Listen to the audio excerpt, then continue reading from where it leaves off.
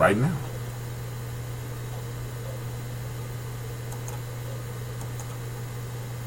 Brothers and sisters! Brothers and sisters! I don't know what this world is coming to!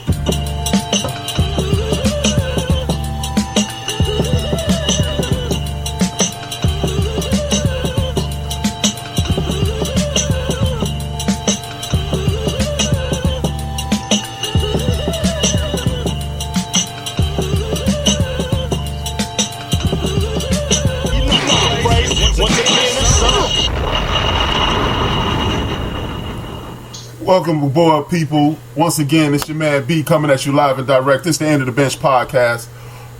This is a continued in our series of athletes that, as you know, I want to shed light on all athletes, not just the superstars, because the superstars get enough light. Sports is not just made up of superstars, it's made up of a team of people, and you get nowhere without a team.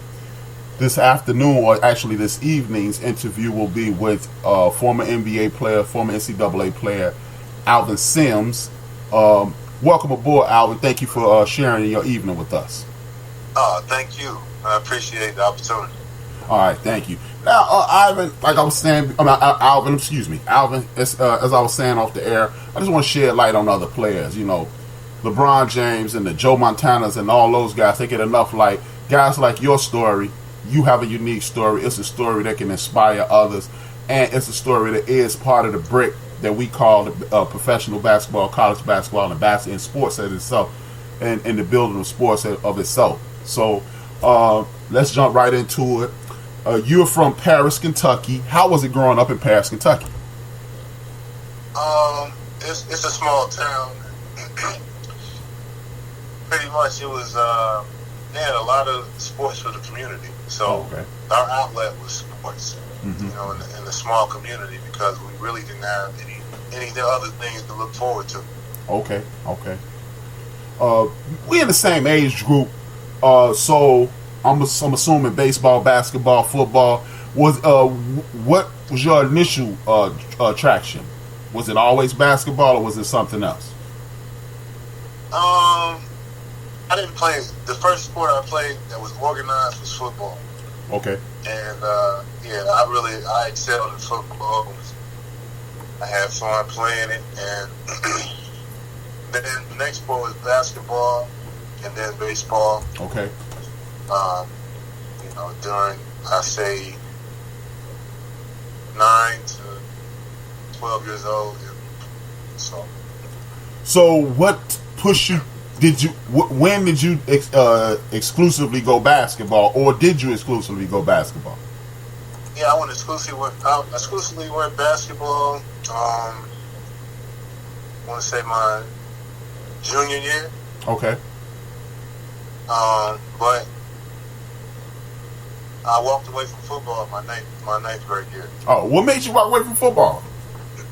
It was some controversy about choosing whether to play basketball, football. Like, and you know, when you have the summer comes, you got basketball camps. You got the AAU now. We just had all-star teams back then.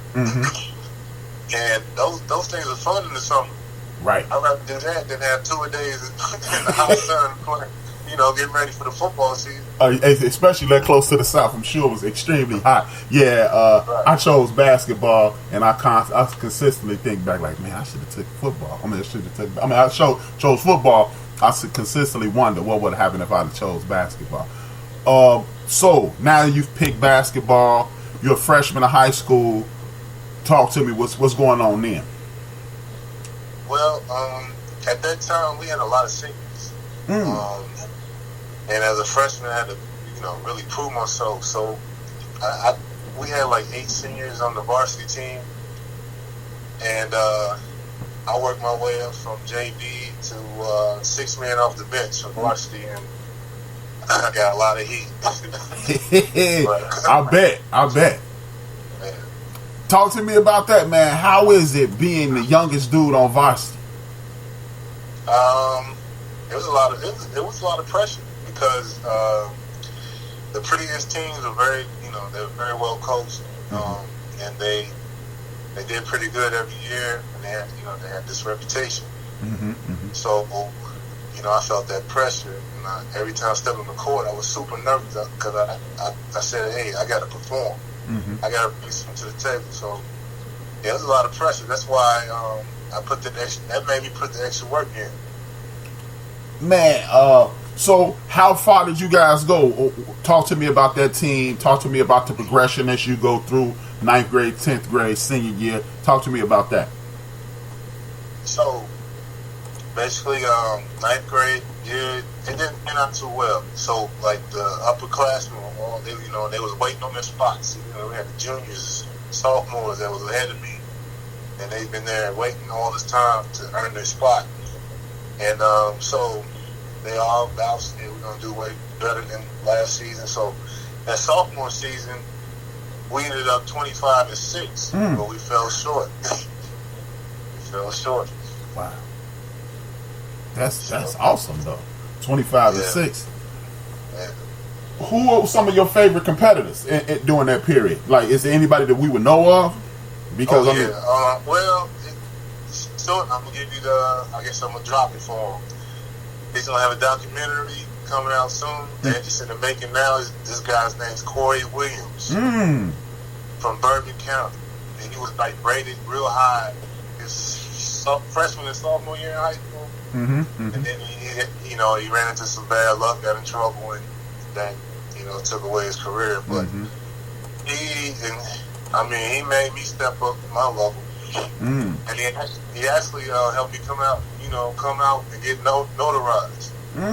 Talk to me about that. All right, so we're rivals in this small town. So when we play, everybody shows up. Okay. Everybody shows up. So this is the beginning of my sophomore year. Is right before Christmas. We play Bourbon County. That's the name of the school, Bourbon County, Kentucky. Right before Christmas, it's packed.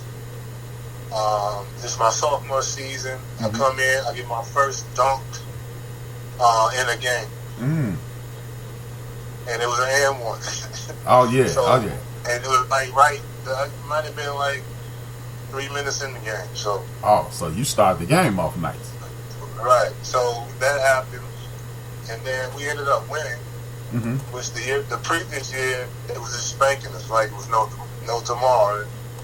So we got a revenge, and it was my career high too. 38 points. I had 38 points. 6 steals, like 8 or 9 rebounds. That's a hell of a game. It was game. like my coming out game. Then I started getting notarized in the state. I was like rated like one of the top sophomores in the state. Okay. At that time was me, Jason Osborne from Louisville Male. Ended up going to the University of Louisville. Also, he was Mr. Basketball of Kentucky. And he was McDonald's All-Man. And, he had other accolades. So we had him.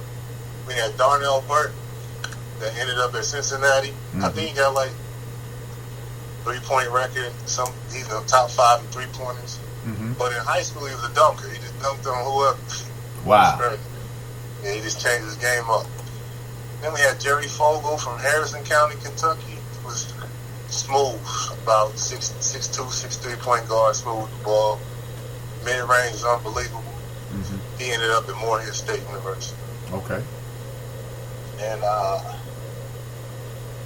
at that time, that's when they started picking the Kentucky All-Star team, ran by Eddie Ford, Travis Ford's father. Right. Coach at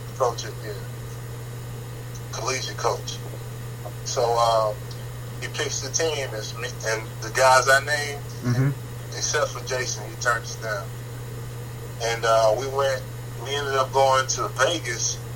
We won our division in the Nike Invitational.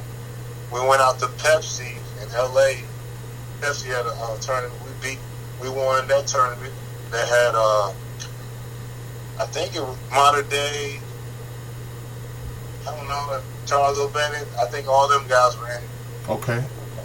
So, we just went out there, small club from Kentucky, and, How did y'all do? So, like, when you from a small place like Kentucky, do you have an extra chip on your shoulder because of this? Not really, because our town, and Kentucky's known for basketball. Right. And our town, even though we were small, we had a lot of athletes. I mean, if they were pointed in the right direction, they were all, have the opportunity. But no, I didn't have a chip on my shoulder because I knew I could go and compete with whoever. Okay. And so I have a story about breaking the backboard in France. Man, talk to me. So Eddie Ford, who had the traveling team, picked like a national team at this time. So we were representing the United States going over there. It was like a junior Olympic type thing. And the Gauchos from New York brought their own team. So they brought their own team. And so we're over there competing against the Netherlands, France, Croatia, Germany, Denmark, countries like that. Hey, how old are you at this point? This is my senior year in high school. My man. But I was bringing it up because Eddie Ford, who ran the Kentucky All-Star squad, was running this. Now, for a second, I thought you were like a junior or something, but I'm like, it's equally impressive. Yeah, so we go and we had the dunk contest. It's me, Felipe Lopez, and the Croatian guy who was the two-time champion. He was like 6'9", 6'10", and it was boasting about him jumping from the free throw line and dunking with two hands. Woo. So Felipe goes first. He does at that time it's the standard 2 kids ducking under right before you take off the jump for the dunk. So they bent up or whatever. So he jumps over him and dunks. I think he got like all 10s and maybe 1 9. So and then the Croatian guy comes. He comes out real strong. So he does that. His patented dunk. He jumps from the free throw line, dunk 2 hands. Damn. And then I was last. So I came in. I was go. The Jordan Lean. Okay. I've been practicing it for like a year straight at this time. So I do that from the side, and so in Europe, their lane is not like United States lane. Right. It's like it veers out. Right. It's a triangle. Right. So I was planning on jumping outside of that and doing the Jordan Lean. So I did that, and then I just leaned in and dunked with power, and it just shattered the backboard. Oh wow! And they automatically called the contest. They were like, "You the one. It's over." Yeah, I'm sure. I mean, how did that feel, man? Because now you doing the Jordan dunk. You in Europe, so they expecting big things from you guys because you're from America, I'm assuming. How does it feel to just shut the joint down, man? Hey, it felt great. I was in shock at first. I'm like, dang, is it over? I didn't want it to be over because I had it all planned out. But right. Yeah, it was fun. I mean, they brought me the rim. I carried the rim out, whatever. But I couldn't get it on the plane. Whatever. Oh damn! I was just about to ask you that. Were you able to keep the rim? Yeah, they was like, nah, you gotta leave it here. So, and then, so after the dunk contest, the town, the area we were in, it was like Jordan number 2. The little fans, the kids. Oh, that's Jordan number 2. Oh wow! So that was my nickname while I was over there. Hey, that's what's up, man. Now that's what's up. I mean, man, one of the things I remember about you the most is it seemed like once a game when you were at Louisville, me and some of my partners would watch the game. We'd be like, yeah, he gonna get somebody. How long is that something that you worked on, or have you always just had to bounce? I think I had